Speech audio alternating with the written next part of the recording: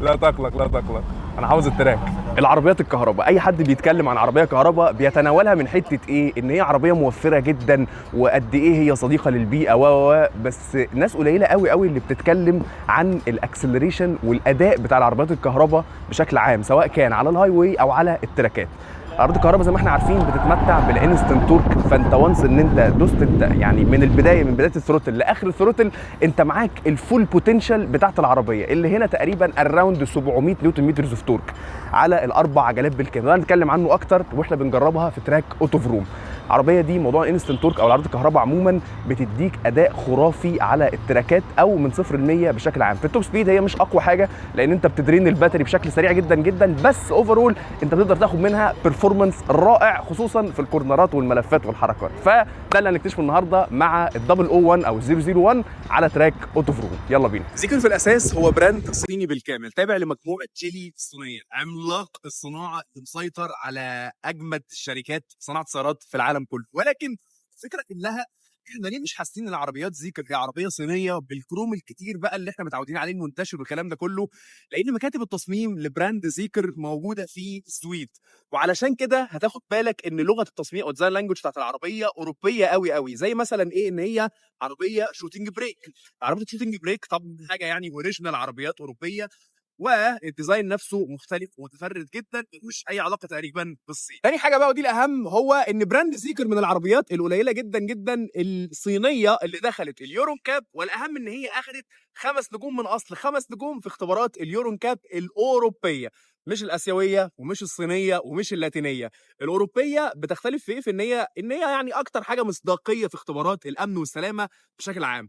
والعربيه بتتباع في دول اوروبيه كتير جدا زي السويد وغيرها، والاهم ان هي كمان بتتباع في دول الخليج المختلفه زي السعوديه والامارات، الكويت، البحرين، قطر، وحاليا بتتباع في مصر. عشان العربيه تقدر تاخد ال5 نجوم من اصل 5 نجوم اللي احنا بنتكلم عليهم في اختبارات الامن والسلامه الاوروبيه، العربيه فيها 5 كاميرات، 5 رادارات، و12 سنسور مختلف. السنسورز ديت اللي هي حاجات اللو رينج اللي هي بتدي المدى القريب، يعني ال5 رادارات للمدى البعيد الموجات الصوتيه، والاهم هو ال5 كاميرات. علشان كده العربيه كمان فيها نظام الاداس، النظام المساعده في القياده المتقدم، وعلشان كده فيها 5 نجوم من اصل 5 نجوم في اختبارات الامن والسلامه الاوروبيه. عربيه كبيره جدا، 5 متر الطول الاجمالي بتاعها، والاهم هو الويل بيس 3 متر كاملين مع شنوط 22 انش، والعربيه زي ما انتم شايفين شوتنج بريك. فطريقه حركه العربيه هندسيا صايعه وجامده ومختلفه قوي قوي قوي. الاهم كمان هو الفلاش دور هاندلز اللي انتم شايفينها هنا،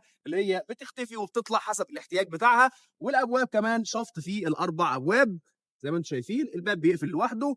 واحسن حاجه بقى بصوا، فريمليس، ابواب فريمليس علشان تتماشى مع الروح الرياضيه الجامده جدا. من جوه بقى العربيه فيها كميه اوبشنز غير عاديه. هنا مثلا هتبدا ان انت تاخد بالك من ساوند سيستم الياماها من 11 سماعه وصب ووفر. هنا اللون البرونزي او النحاسي، اكسنس تطعيمات في كل مكان. الكراسي الكهرباء مع ميوري، طبعا الايزي اكسس ان انت تدخل الكراسي تتحرك معاك.